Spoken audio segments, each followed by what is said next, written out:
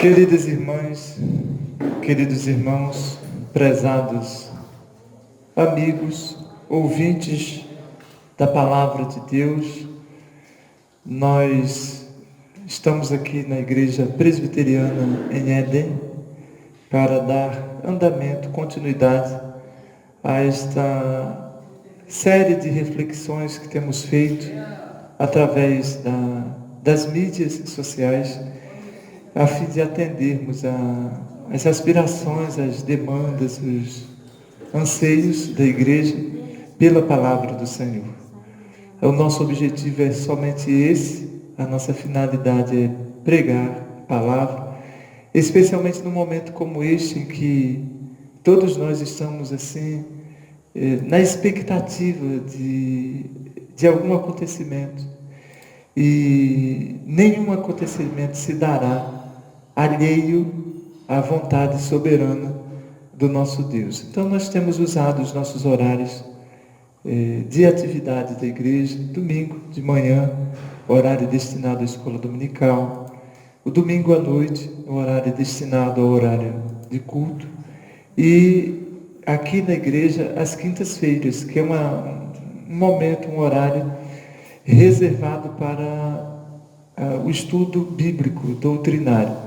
A igreja possui outros horários de atividades regulares que nós não estamos observando em virtude da quarentena, mas numa situação de normalidade, nós nos reunimos também em outros dias da semana, terça-feira, de manhã e à noite, em oração, e durante os outros dias com várias outras atividades. Portanto, nesse horário de hoje, quinta-feira, 30 de abril de 2020, nós vamos usar esse horário para o ensino bíblico doutrinário.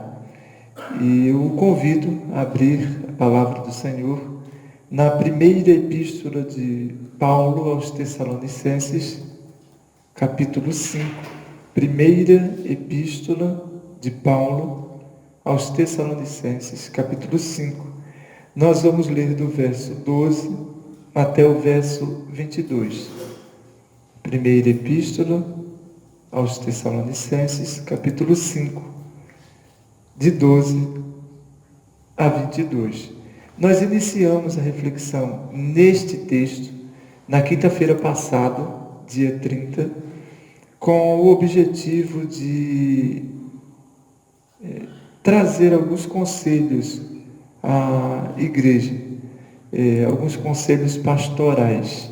E aí fizemos a primeira parte, e eu quero chamar essa segunda parte agora de alguns conselhos pastorais, parte 2. Então, esse será o tema que vai nortear a nossa reflexão. Alguns conselhos pastorais, parte 2, uma vez que nós vamos dar continuidade à reflexão que começamos na quinta-feira da semana passada. Antes de lermos o texto, nós vamos orar. Eu quero orar com você que está aqui, alguns irmãos aqui conosco, dentro daquele limite estabelecido pela lei, além da equipe técnica que está aqui incansavelmente trabalhando pela manutenção e propagação do Evangelho pelas redes sociais, alguns outros irmãos oficiais da igreja, diáconos, presbíteros,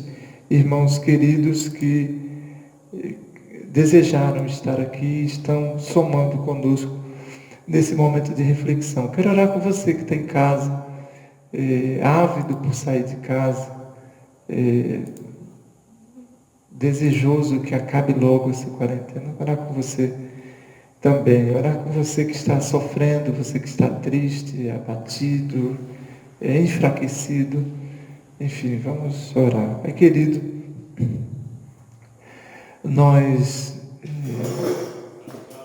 humildemente, Senhor, adentramos a Tua presença em oração e fazemos isto com temor e tremor, cientes da nossa fraqueza, cientes da nossa imperfeição, cientes, Senhor, das nossas limitações, cientes do nosso estado moral, da nossa condição existencial, nós adentramos a Tua presença, cientes, Senhor, da Tua bondade, do Teu amor, da Tua graça, do Teu perdão, da Tua misericórdia, para clamarmos, Senhor, pelo Teu amparo, pela Tua assistência, pelo Teu cuidado. Eu quero rogar, Senhor, por todos aqueles que nesta hora estão atentos à Tua palavra, que na Tua ação soberana, Senhor, abra os nossos olhos, desobstrua aquilo que pode impedir o nosso entendimento, que o Senhor amoleça os nossos corações, para que possamos ouvir a Tua voz. Todos nós, eu inclusive me incluo entre todos nós estamos ávidos por ouvir o Senhor falando. Fala-nos, Senhor, através da Tua palavra. Não permita que as nossas falhas, que a nossa humanidade interrompa, atrapalhe de alguma forma o pronunciamento que vem do Teu trono de graça. Que a Tua unção seja sobre todos nós, sobre a minha vida, sobre os meus lábios, meu coração, para que sejam instrumentos de poder em Tuas mãos, sobre os nossos entendimentos, para a compreensão desta palavra, a fim de que sejamos fortalecidos por ela, consolados, animados, restaurados, que onde a Tua palavra chegar neste momento ou posteriormente, quando ela será ouvida, que ela cumpra o propósito para o qual ela se destina, e assim, Senhor, o Teu nome seja honrado, seja glorificado, seja exaltado, e os ouvintes da Tua palavra, todos nós que ouvimos a Tua palavra, sejamos ricamente edificados para o louvor e para a glória do Teu nome. Eu oro por aqueles que choram, a fim de que o Senhor console e enxugue dos olhos cada lágrima. Eu oro por aqueles que sofrem, aqueles que estão abatidos por qualquer adversidade, que a Tua boa mão restaure, resgate, levante estas vidas. Eu oro, Senhor, por aqueles que estão sem esperança, desesperançosos, que a unção do Teu Espírito Santo restaure a esperança, restaure a fé e restaure completamente a confiança em Ti. Faze assim, Senhor, por misericórdia e graça. Em nome de Jesus. Amém. Amém.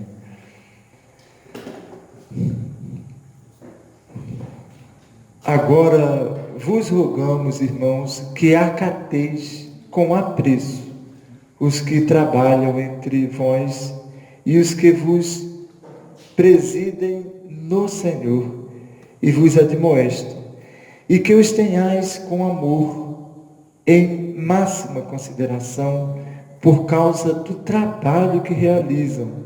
Vivei em paz uns com os outros.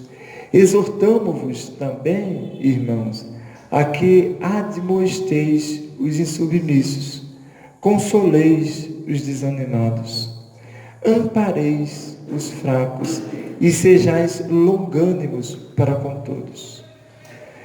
Evitai que alguém retribua a outrem mal por mal. Pelo contrário, segui sempre o bem entre vós e para com todos. Regozijai-vos sempre, orai sem cessar. Em tudo dai graças, porque esta é a vontade de Deus em Cristo Jesus para convosco. Não apagueis o Espírito, não desprezeis as profecias, julgai todas as coisas, retende o que é bom, abstende-vos de toda forma de mal. Louvado seja o nome do Senhor. Irmãos, nós na semana passada avançamos aí do verso 12 até o verso 14. E apenas relembrando rapidamente sobre aquilo que nós conversamos na semana passada, o texto fala de conselhos, né? O tema aqui é de aconselhamento. Então, na semana passada, o que é que nós aprendemos sobre isso? Primeiro, nós aprendemos que devemos acatar com apreço os que trabalham entre nós. E aí conversamos aqui sobre algumas razões para isto, porque quando nós falamos de ter apreço pelas pessoas que trabalham na causa do Evangelho, nós somos levados a pensar que isso se dá porque a pessoa tem qualidades. Devemos tratar com apreço os líderes por causa da qualidade. Ou porque a pessoa tem um nome importante. Às vezes o fazemos por causa da condição social da pessoa. E entendemos que ter qualidades, ter um nome, uma reputação, ter uma condição social, habilidades, dons especiais, tem valor e tem importância. Mas não é por isso que nós devemos tratar os que trabalham entre nós com apreço. O texto diz que nós devemos tratá-los com apreço por causa do trabalho que realizam. A questão é essa. Trate com apreço aqueles que trabalham entre vós. Acatem com apreço, que acateis com apreço os que trabalham entre vós, pelo trabalho que as pessoas realizam. O trabalho santo, como a própria palavra de Deus chama, a obra do Evangelho é uma obra santa. Ela é incomparável. E eu disse na semana passada aqui, até citei o exemplo dos clubes que estavam fechados, os clubes sociais, os salões, muitos salões. Usei esses exemplos para ilustrar, porque há uma discussão se a igreja é essencial ou não. O trabalho da causa do Evangelho é absolutamente essencial. E acatar com apreço os que trabalham é mandamento, é imperativo. Nós poderíamos abrir mão, irmãos, de praticamente todo o trabalho que se realiza na terra. E eu não estou falando isso porque sou igreja, e nem porque sou pastor, ou um oficial na igreja presbiteriana do Brasil. Eu estou falando isso como um ser humano. Eu consigo até ficar sem cortar o cabelo. Eu já estou há 2 meses, já dá para ver que meu cabelo está horroroso. Eu estou igual um papafigo, igual o Jofer. Isso, Jofer. Quando você descobriu um cara para cortar o cabelo, eu liguei para o meu hoje, e ele não tem data para voltar. Então eu estou administrando aqui meu cabelo. Eu consigo passar o resto da vida sem o barbeiro. Eu consigo ficar o resto da vida sem uma estrutura de um clube social. Nós conseguimos. Mas nós não conseguimos ficar sem esse trabalho, que é tão pouco valorizado e estimado. Notem, eu disse isso na semana passada aqui, que um pouco mais abaixo do verso 13, ele diz assim: e que os tenhais com amor na máxima consideração. Na máxima consideração. Isso por causa do trabalho que realizam. Atente para este conselho. Eu não sei o valor, a importância que você está dando àqueles que trabalham entre nós, mas o texto está dizendo que devem ser acatados com apreço, na máxima, com a máxima consideração. Não vamos ficar falando desse assunto, porque ele foi da semana passada. Aliás, está gravado, você pode ouvir de novo, se você quiser. No verso 14, o apóstolo fez uma exortação. Primeiro, para que nós também admoestemos os insubmissos.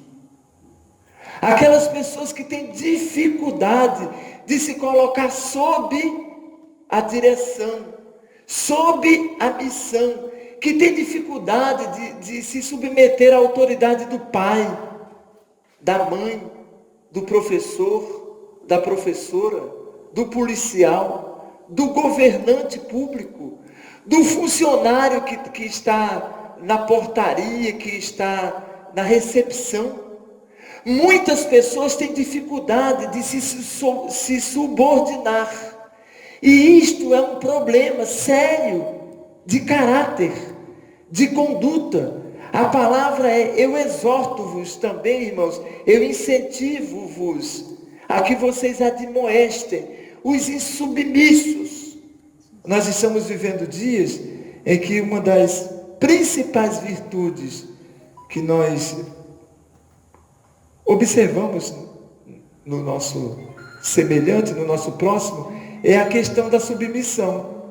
Uma das principais virtudes que nós observamos. Porque muitas pessoas sabem que tem que usar a máscara, não querem usar. Sabem que é dever do asseio com álcool gel, não fazem. O dever de manter a distância, não mantém a distância. O afastamento social, as grandes aglomerações, em submissão. Em submissão. Está vendo como a palavra é super atualizada? E aí, dentro desse grupo, além dos insubmissos, ele relaciona aqui mais dois grupos, que são pessoas que precisam de atenção especial. Ele chamou aqui de desanimados. Consolem os desanimados. Olha que conselho. Quantas pessoas que não estão conseguindo acordar, de tão desanimadas que estão, não conseguem levantar, não conseguem fazer o mais básico e o mais elementar. Desânimo. É notável o abatimento, desânimo no semblante dos seres humanos, independe de classe social, independe de condição financeira, independentemente da convicção religiosa. Eu tenho visto e convivido com pessoas desanimadas de todas as idades, de todas as condições econômicas e sociais, de todos os credos religiosos, desanimadas. Olha aí o conselho. Quem se dispõe a consolar desanimado, vai ter trabalho o tempo todo, porque o que tem de gente desanimado por aí. Tem outro grupo aqui preocupante: amparem os fracos. E essa pandemia está servindo para muitas coisas, mas uma delas é revelar o ser que há dentro de cada um de nós. Está servindo para trazer à tona muitas coisas. O nosso nível de paciência, o nosso nível de amor, a nossa capacidade de interação, de diálogo, de solidariedade. Eu, às vezes, fico triste, porque dá para ver que a quarentena já está passando, não é? Porque se demorasse mais um pouquinho, nós íamos ver, irmãos, muitas máscaras caindo, de autoconfiança, e vindo à tona e tornando-se clara a verdadeira face do ser humano. Não que isso seja uma punição ou um castigo, mas quantos e quantos de nós nos escondemos atrás de uma falsa realidade? E a quarentena está servindo para mostrar as nossas fraquezas. Eu falei aqui na semana passada da fraqueza moral. Quantas pessoas diante desta quarentena estão revelando o quão fraca moralmente são. E isso daí não é para ser castigados, não. É para ser ajudado, assistido, para ser amparado. A orientação aqui, o conselho, é que os fracos sejam amparados. Que os fracos moralmente sejam amparados. Que os fracos espiritualmente. Quantas pessoas estão demonstrando fraqueza espiritual, emocional, afetiva, física? Quantas pessoas, depois de 40 dias de quarentena, estão revelando o seu nível de fraqueza fisiológica, biológica? Quantas? E a palavra aqui, em relação aos fracos, é que eles sejam amparados. Porque aquele que é moralmente fraco, ele cai diante de uma tentação. Ampare essa pessoa, para ele não cair. Aquele que é fraco espiritualmente, que já está há 40 dias sem vir à igreja, e parece que a fé vai terminando. E aí há esse conselho, para que essa pessoa seja acolhida. Esse assunto foi o assunto da semana passada, e nós vamos entrar nos conselhos de hoje, na parte 2, mas antes eu queria pensar junto com você sobre o valor do conselho.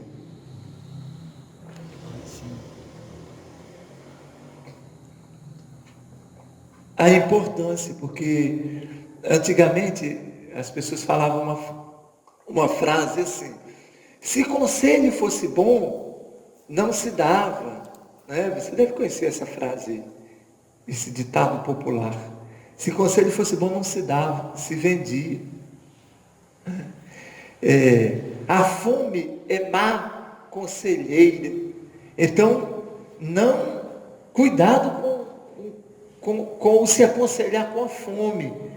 Eu tenho um irmão que diz assim, até repetindo um ditado popular: cara, não existe comida ruim, não.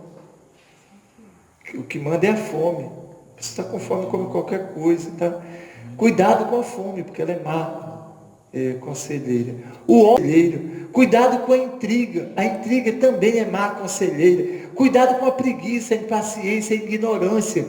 Estas condutas, elas não são boas conselheiras. Cuidado com isso daí. Há um personagem da nossa cultura que ficou famoso depois dos... como é que é o nome dele? Euclides da Cunha. Ele escreveu Os Sertões, né? E lá nessa obra dele, que depois se transformou em novela, ou seriado, filme, não sei, Os Sertões, né?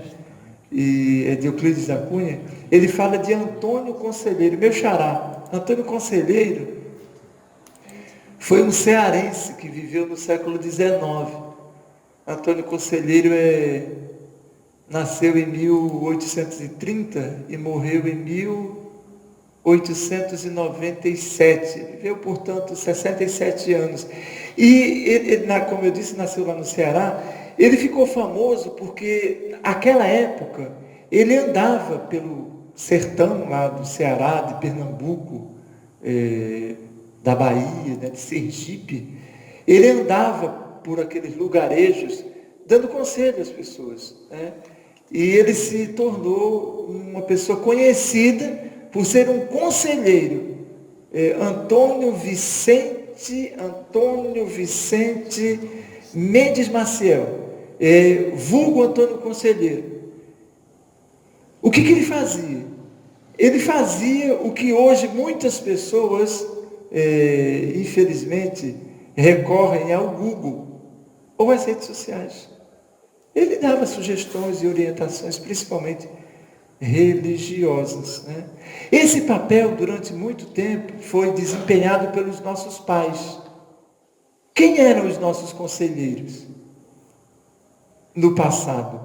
Era o papai, a mamãe, o mais velho.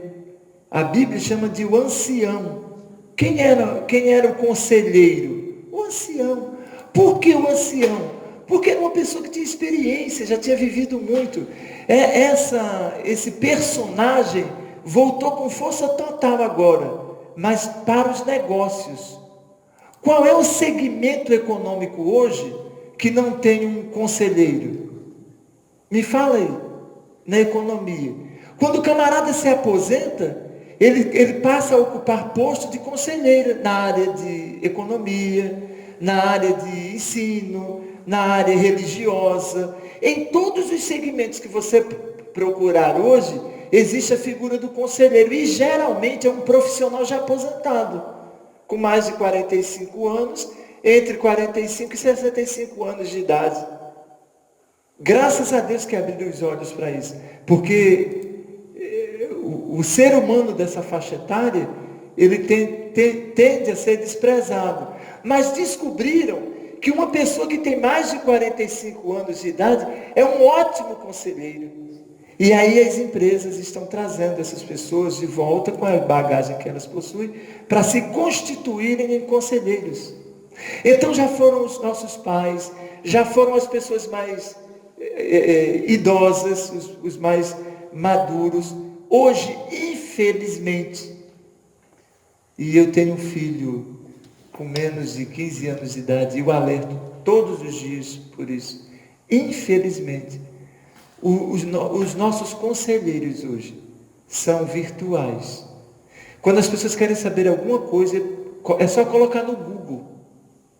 Ou então nesses outros canais aí, que eu não saberia dizer o nome. E há uma série de mentiras ali sendo propagadas. E muitos conceitos absolutamente diabólicos. Domingo eu falei aqui na igreja sobre a nossa confiança, a nossa ideologia. E nós que somos cristãos em Cristo, temos a nossa, é Cristo. É Cristo. Mas eu não sei quem formulou determinados conceitos que estão aí nas mídias. E o povo vai e pergunta e diz, olha, eu li, está lá. Eu vi isso. Como assim? Você sabe quem foi que elaborou aquela ideia, aquele conceito, aquele valor? E você sai abraçando essas ideias assim? E muitos, inclusive, as propagam. Você nem sabe quem é aquela pessoa. Você não a conhece, você não a viu. E você pega a opinião daquela pessoa, como se fosse uma verdade absoluta, e sai replicando isso. Percebe? Com quem você tem que ser aconselhado? Quem tem sido o seu conselheiro? Quem é que dita o seu cardápio? Você come, bebe, veste-se, se diverte, namora, vive, baseado em qual conhecimento? Me fala aí. Como é que você usa o seu dinheiro? Como é que você gasta cada centavo que você tem? Como é que você vive os seus dias, as suas horas? Que horas você dorme, que horas você acorda? Seguindo a orientação de quem? Do médico, do profissional da área de saúde, do fisiologista. Ontem eu estava no mercado e eu sempre, desde bebezinho, que eu como batata doce. Cará, aipim e outras raízes. Quem me aconselhou a comer isso? O papai e a mamãe. Por isso que eu conto. E ensinei para o meu filho. Mas lá no mercado o camarada dizia assim, alô, batata doce. A batata doce é recomendada pelos profissionais da área de malhação, não sei como é que é não. Quem ensina? Os personal. Todo personal recomenda batata doce. Eu não como batata doce porque o personal recomenda. Eu como batata doce porque o meu pai disse que era bom. Porque a minha mãe disse que era. Não que é gostoso, não. Eles disseram, Antônio, é saudável, come batata doce. R$ 1 e pouco estava 1 quilo de batata doce. 1 quilo de batata doce estava R$ 1 e pouco. 1 quilo de pão, pelo menos lá onde eu moro, custa quase R$ 20, 1 quilo de pão francês. É trigo com água e sal e fermento. Trigo, água, sal, fermento e óleo. Custa quase R$ 20. E eu me lembro que os meus pais diziam, não é bom porque tem bromato de potássio. Vai criar aquilo que as mulheres não gostam, que nasce aqui do lado, nas pernas. Estria, Celulite. Come batata doce, que não dá celulite. Está aí o conselho. Eu acho que depois dessa, a mulherada vai cair dentro da batata doce. Mas veja, nós estamos falando aqui sobre conselho, e não é conselho de Antônio, não, do pastor Antônio, não, nem da igreja presbiteriana. O conselho que nós seguimos é o conselho da palavra de Deus, por isso que eu dei esse tema, a nossa reflexão. Há alguns conselhos pastorais, mas estes conselhos estão na palavra. Lembra o Salmo 1? Bem-aventurado. Quem é o bem-aventurado na Bíblia? O homem que não anda no conselho. Olha o conselho aí. Do ímpio, não se detém no caminho dos pecadores, nem se assenta na roda dos escarnecedores, antes tem o seu prazer na lei do Senhor, e na sua lei medita de dia e de noite. Querem saber qual é a nossa fonte de conselhos pastorais? A palavra de Deus. Tudo que você precisa saber para uma vida plena de satisfação, em todos os sentidos, está aqui. E não precisa ser um especialista, não tem que ir para o seminário, não. Aliás, só vá se você já tiver muita fé, porque pode ser que o seminário tire de você alguma coisa. O seminário não ensina a Bíblia. O seminário é uma casa de academicia. Pelo menos na nossa denominação, o seminário forma bacharéis em teologia, pastores não, e nem crentes. Então a palavra do Senhor diz assim, bem-aventurado aquele que anda na lei do Senhor e medita nela. E aí, se pudéssemos falar aqui muito tempo, umas 10 horas, eu ia falar dos vários sentidos da palavra, da lei do Senhor. Mas só para simplificar rapidamente, para os hebreus, são 613 mandamentos na lei do Senhor. 613. Tá bom para você? 365 desses mandamentos, 365, são advertências. Ou, como alguns preferem chamar, são negativos. São aquelas, não faça isso, não faça aquilo. 365. Um para cada dia do ano. São as proibições. Um para cada dia do ano. Se pudesse, falar dos 365. E 248 preceitos, que eles chamam de positivos. Esses preceitos são as coisas que você deve fazer. Faz aquilo outro. Me fala quantos você sabe aí, você que é crente, que está me ouvindo. Quantas proibições você conhece dessas 365? Talvez você esteja dizendo, pastor, umas 10. Não roube, não mate, não adultere. Eu acho que umas 10 eu sei. E positivo, quantos você sabe? Talvez uns 10 também. São 365 proibições e 248 preceitos que eles chamam de recomendações positivas. Para facilitar isso, alguns estudiosos, eles tinham o hábito de resumir ou sintetizar. Então, por exemplo, estas leis, elas estão sintetizadas nos 5 primeiros livros da Bíblia. Livros que nós chamamos de Torá, ou os livros da lei. Então, se você pegar a Torá, aqueles 5 livros da lei, os primeiros 5 livros, e ficar estudando a sua vida toda, os 120 anos é pouco para você aprender o que está na Torá, nos 5 primeiros livros. Por exemplo, eu estava conversando essa semana, eu dei carona para um irmão, e no carro conversávamos. E eu disse, olha, eu observo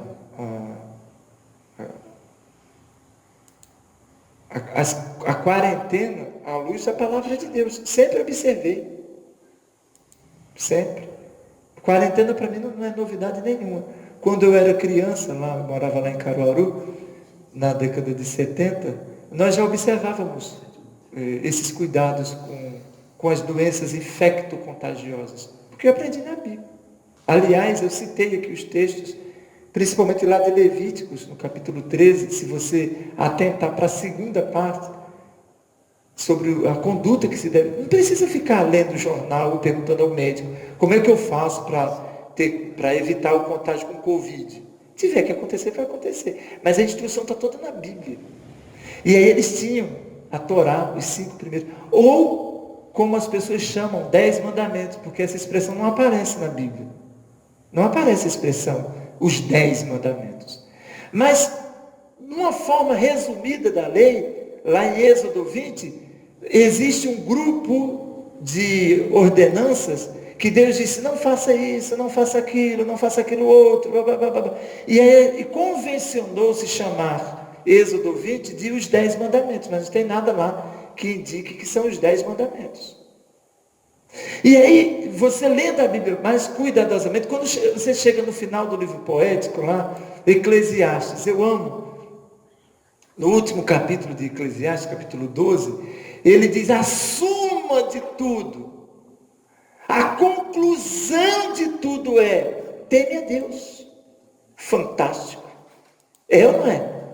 Imagina, você lê a Bíblia toda, de Gênesis a Apocalipse, e aí você fala, poxa, não consegui decorar quase nada. Aí você vai lá em Eclesiastes, no capítulo 12, lá finalzinho, e lê isso. De tudo que se tem ouvido, a suma a conclusão teme a Deus e guarda os seus mandamentos. Pronto. Nisso se resume tudo. Teme a Deus e guarda os seus mandamentos. Porque isto é o dever de todo homem. Não é das pessoas que estão na igreja, é o dever de todo homem. Temer a Deus e guardar os mandamentos é o dever de todo homem. Se você continuar e quiser outros resumos, Amós 5:4. Teme a Deus e vive. Não pode isso, pode tudo. Em Cristo você pode tudo. Teme a Deus e vive. A questão é, você já aprendeu o que significa temer a Deus? E vai viver. Rir, brincar, se alegrar. Isso em qualquer circunstância, a gente vai ver isso daqui a pouco no texto de Tessalonicenses. Você não pode ficar dependente de uma circunstância favorável para ter alegria, contentamento. Tem alguma coisa errada nisso. Teme a Deus e vive.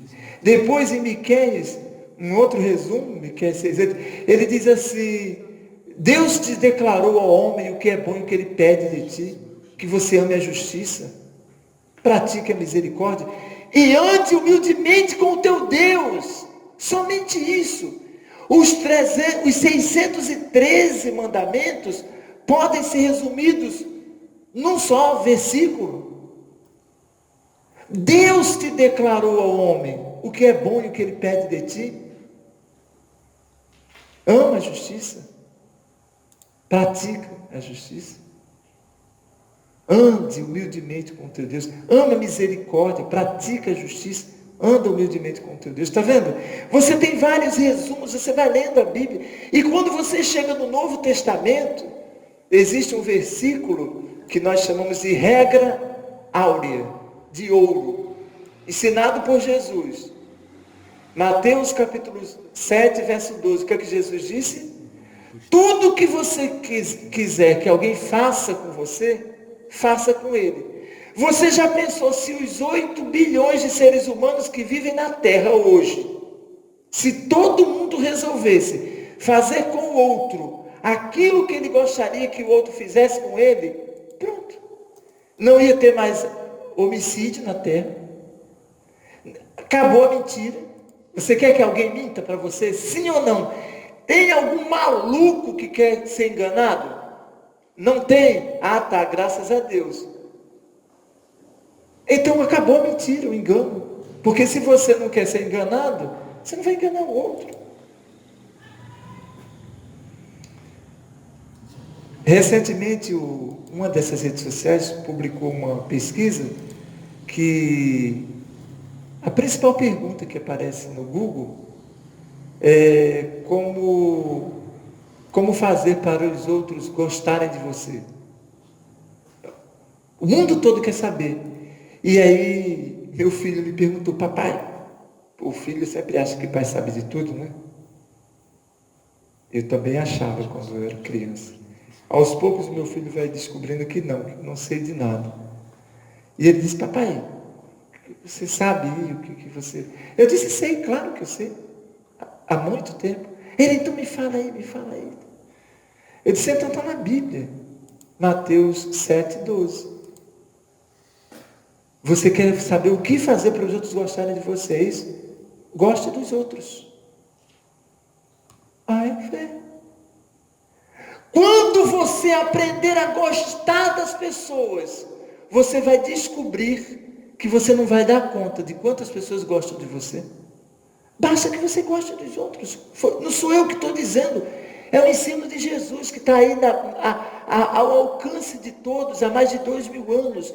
Tudo que você quer que os outros façam para você, faça para o outro. É positivo.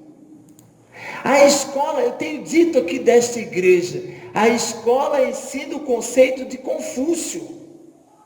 A sociedade adota o conselho de Confúcio.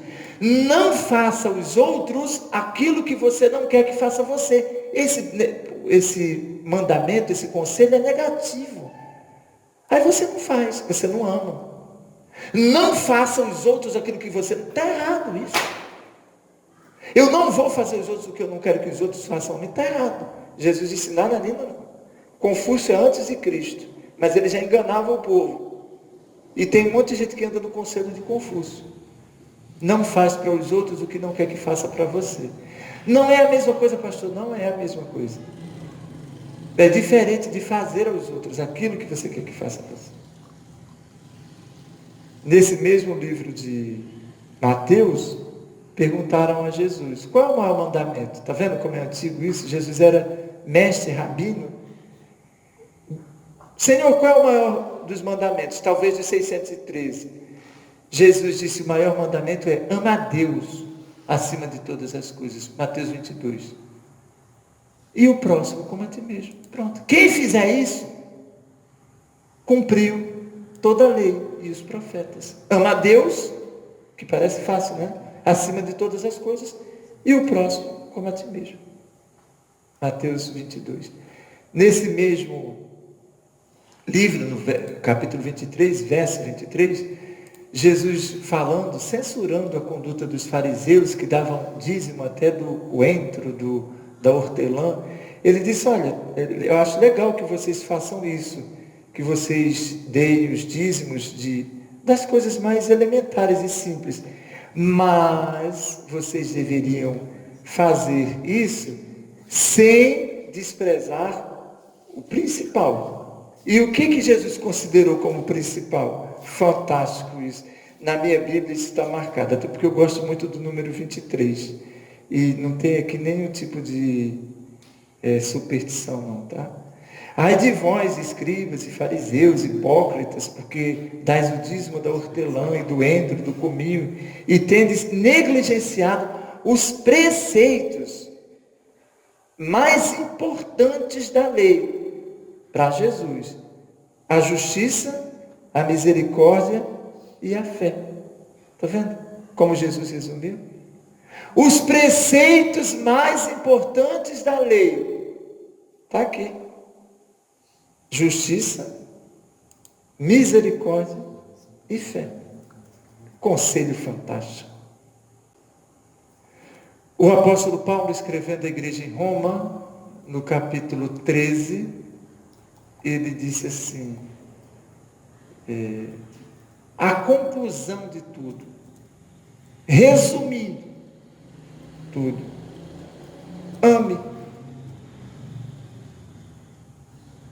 Ame. Se você amar, o amor é o cumprimento da lei. Ficou mais fácil ainda, não foi? Basta que você ame, e aí você cumpriu toda a lei. Você quer um conselho melhor do que esse? Já podemos fechar a Bíblia aqui e ir embora para casa. Pois isto, não adulterarás, não matarás, não furtarás, não cobiçarás. E se há algum outro mandamento, tudo nesta palavra se resume. 2 pontos. Tudo nesta palavra se resume. Amarás o teu próximo como a ti mesmo.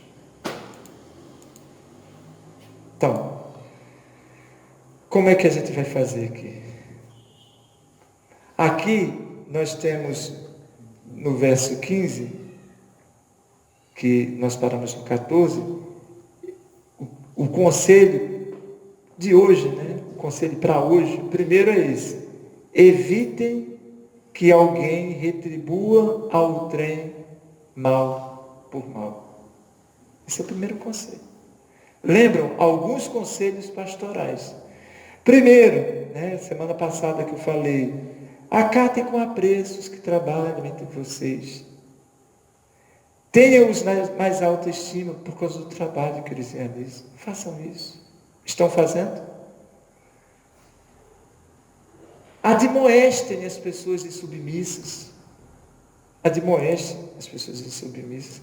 Consolem as pessoas desanimadas.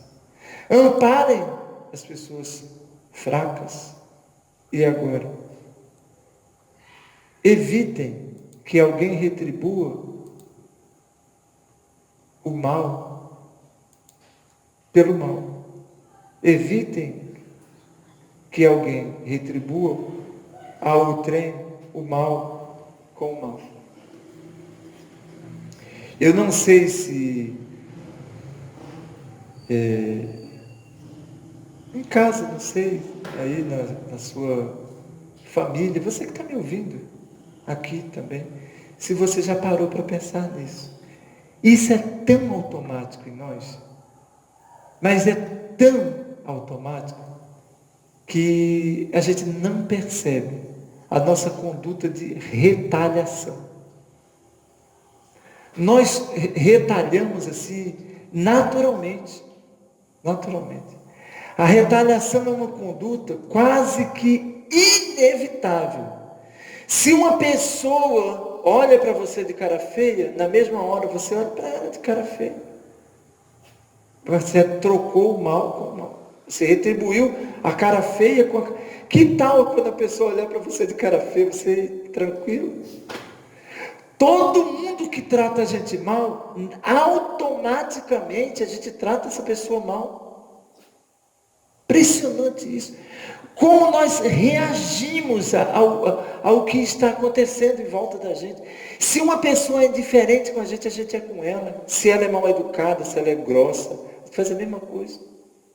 E o conselho é um conselho, não é um conselho de Antônio, volto a dizer, não é da igreja presbiteriana de Éden. O conselho é da palavra de Deus. Não retribua o mal com o mal. Cuidado com a conduta retaliativa. Hoje usa-se muito uma conduta que machuca pra caramba, de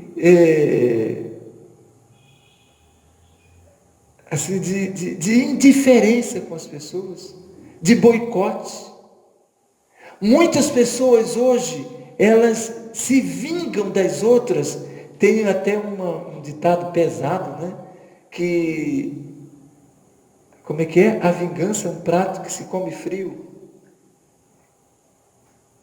Que isso, é muito brabo isso, né? A vingança é um prato que se come frio. Dói, viu? Muito. Que o Senhor tenha misericórdia. Vamos ver o que a palavra de Deus diz. Provérbios, todo mundo devia, na hora que você tiver um tempinho aí, gasta um tempinho aí lendo Provérbios. Não digas, vingar-me-ei do mal. Espera pelo Senhor e Ele te livrará. Está vendo? Não diga, eu vou me vingar. As pessoas falam assim, você vai ver o que vai acontecer. Ah, é? Ah, então tá. A criança já cresce assim. Ah, é? Então tá. Espera.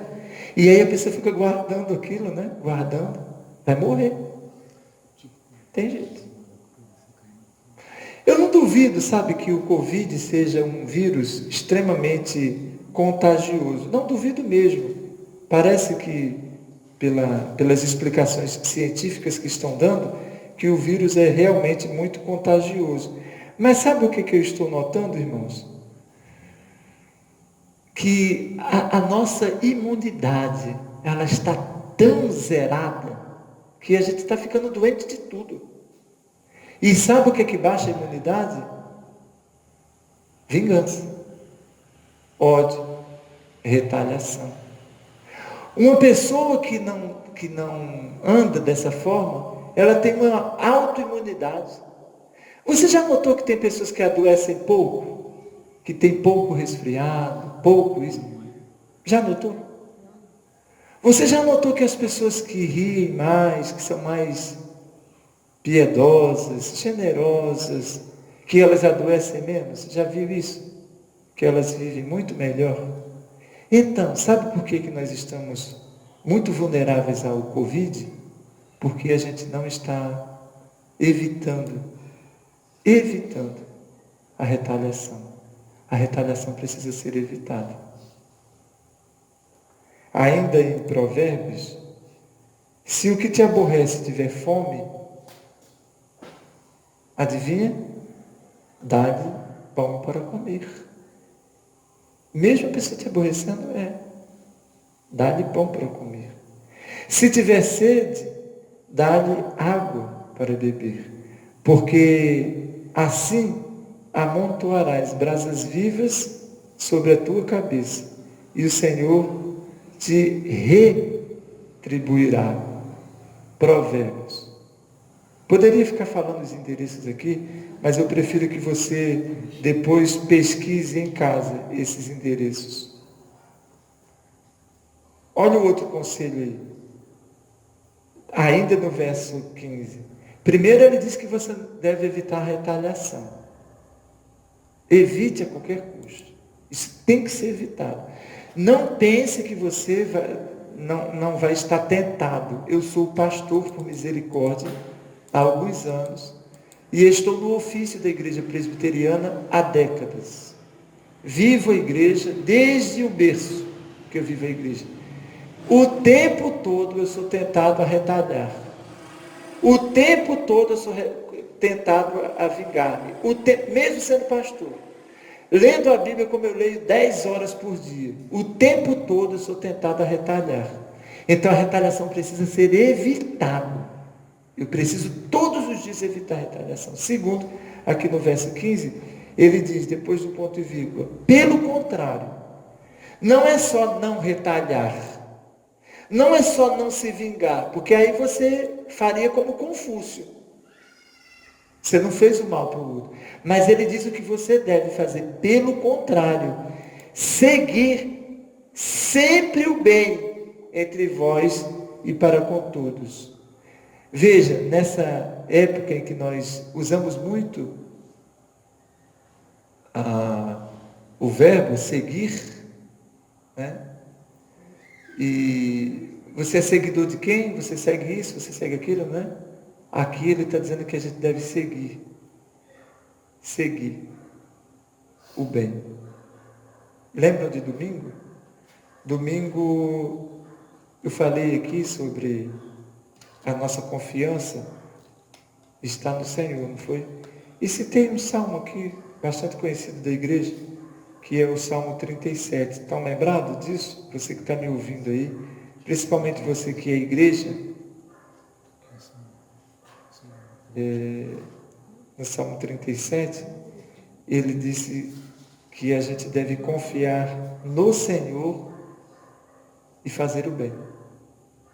Confia no Senhor, somente isso, confia no Senhor e faz o bem. O bem precisa ser seguido. Nós facilmente cansamos, nos esgotamos de fazer o bem. Ficamos esgotados de fazer o bem, facilmente. Por isso que, de Gênesis a Apocalipse, nós somos exortados a fazer o bem. Esse texto que nós estamos estudando em Tessalonicenses, ele tem um paralelo em Romanos, no capítulo 12. O Romanos 12 é um texto paralelo a esse. E aqui o apóstolo Paulo disse assim, no verso 17 desse texto paralelo: não torneis a ninguém mal por mal, esforçai-vos por fazer o bem perante todos os homens. Então, a prática do bem exige de mim e de você esforço. Se você não se esforçar, você não vai fazer o bem. Que é uma necessidade fundamental nossa. A prática do bem é uma necessidade fundamental minha e sua, de todos os seres humanos. Ele, sobre essa questão, ele continua e diz assim: se for possível, quando depender de nós, de vós, tende paz com todos os homens. Não vos vinguei a vós mesmos, amados. Dai lugar à ira, porque está escrito: a mim me pertence a vingança, eu é que retribuirei, diz o Senhor. Pelo contrário, se o teu inimigo tiver fome, aí Paulo pega emprestado lá de Provérbios. Se o teu inimigo tiver fome, dá-lhe de comer, se tiver sede, dá-lhe de beber. Porque fazendo isto, amontoarás brasas vivas sobre a tua cabeça. Não te deixes vencer do mal, mas vence o mal com o bem. A forma de você combater o mal que te assedia, que me assedia, que nos assedia, é fazendo o bem. Deixa eu ir para outra carta aqui, eu já estou prestes a colocar a vírgula, já está chegando uma hora, aí, né, acho que já tem mais ou menos, né, mais ou menos, já estou parando, porque a gente fica mais ou menos uma hora nesse horário de doutrina. Coríntios, na primeira carta aos Coríntios, no capítulo 4, o apóstolo diz assim: e não nos afadigamos trabalhando com as nossas próprias mãos. Quando somos injuriados, bendizemos. Quando perseguidos, suportamos. Depois dessa mesma carta aqui, no verso 6, que eu amo esse texto, eu falo toda hora, capítulo 6, o só existir entre vós demandas é completa derrota para vós outros. Por que não sofreis antes a injustiça? Por que não sofreis antes o dano? O só existir entre nós demandas já é uma vergonha. Sofre o dano, ele está dizendo aqui, por que não? E só para encerrar aqui essas referências em Pedro, na primeira epístola de Pedro, no capítulo 3 dessa primeira epístola, ele diz assim, falando sobre essa importância do bem e o nosso dever de fazer o bem, verso 9 apenas, ele diz assim: não pagando mal por mal, injúria por injúria, antes, pelo contrário. Ele segue a mesma linha de Paulo, né? Pedro aqui, bem dizendo: pois para isto mesmo fostes chamados, a fim de receberdes bênção por herança. Ou seja, nós não apenas somos chamados para não retalhar, não se vingar, mas com o dever de fazer o bem. Observe que a prática dessa conduta está sempre num ambiente de adversidade, de circunstâncias contrárias. Não espere um tempo favorável para fazer o bem. Você tem que estar descansado para fazer o bem. Você tem que estar alegre, animado, motivado. Quando você começar a fazer o bem, vem o ânimo, vem a alegria. Sério. Começa agora. Se ocupa em fazer o bem agora, nesse momento. Faz um teste, na próxima hora. São aqui 20 para as 9. Fica de 20 para as 9 até 20 para as 10 ocupado.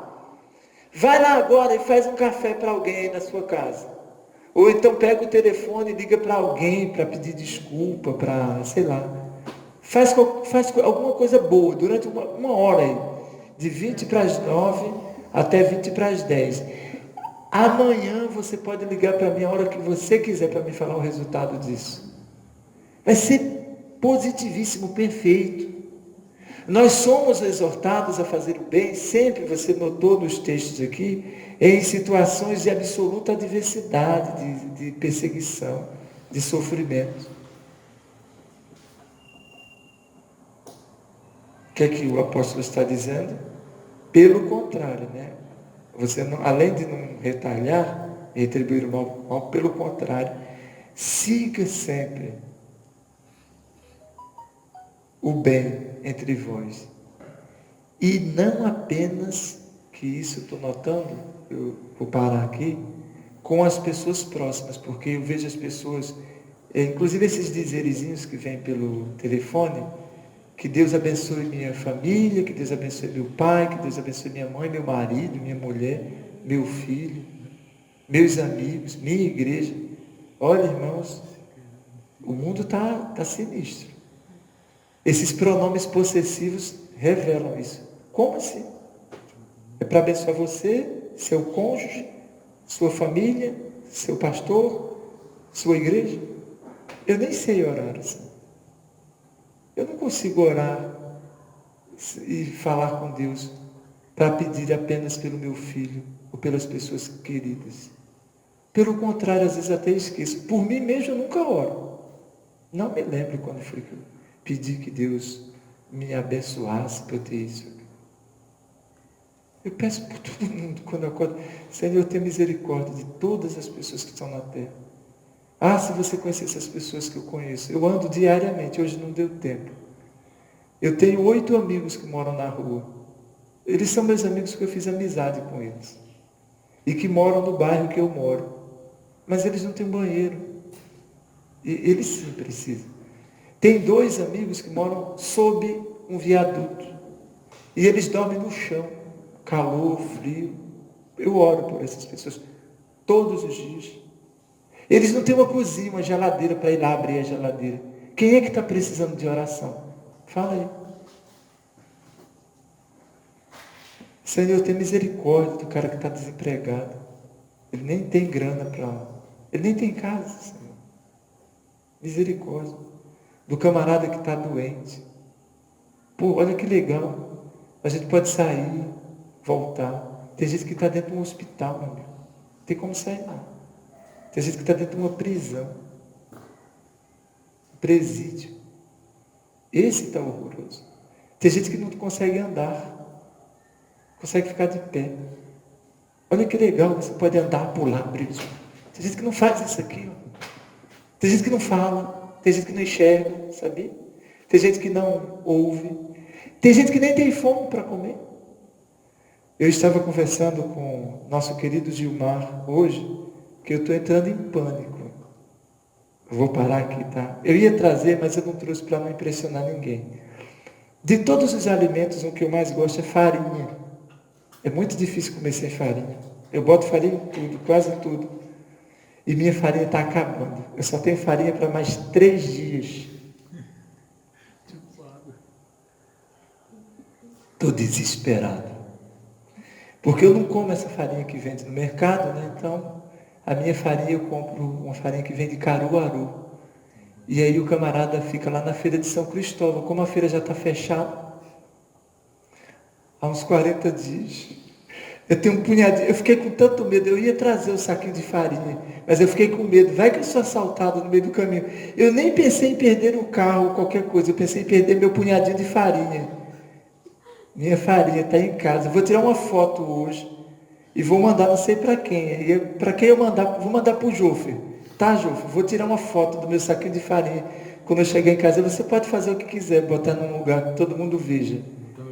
Pode botar no vídeo. Ah, ele vai botar no vídeo. Depois, quando você for ver o vídeo, você vai ver meu saquinho de farinha. Eu estou orando para que o Senhor reabra a feira de São Cristóvão, ou me dê a graça de ir lá em Caruaru buscar minha farinha, porque sem farinha eu não vou ter força.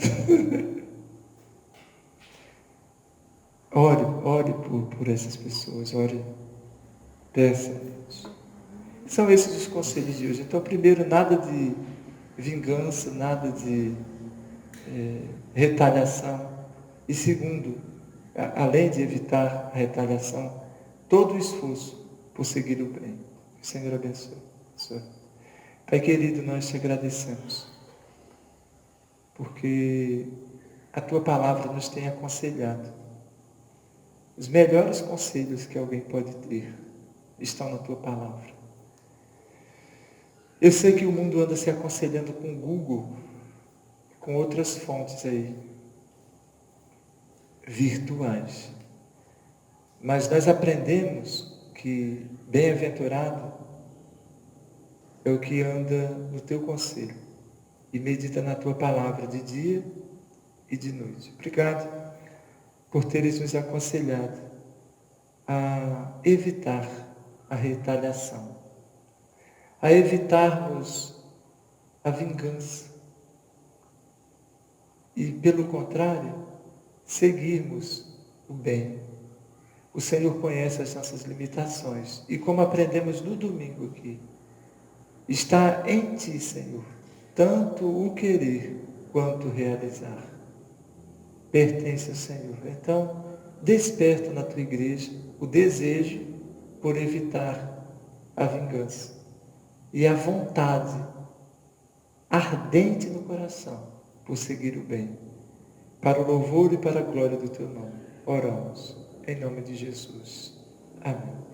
E agora, queridos, permaneçam em paz, que a graça do nosso Senhor e Salvador Jesus Cristo e o amor eterno de Deus, o nosso Pai, a comunhão e as consolações, o fruto do Espírito Santo, repouse sobre cada um de vós e assim permaneçam desde agora e para sempre.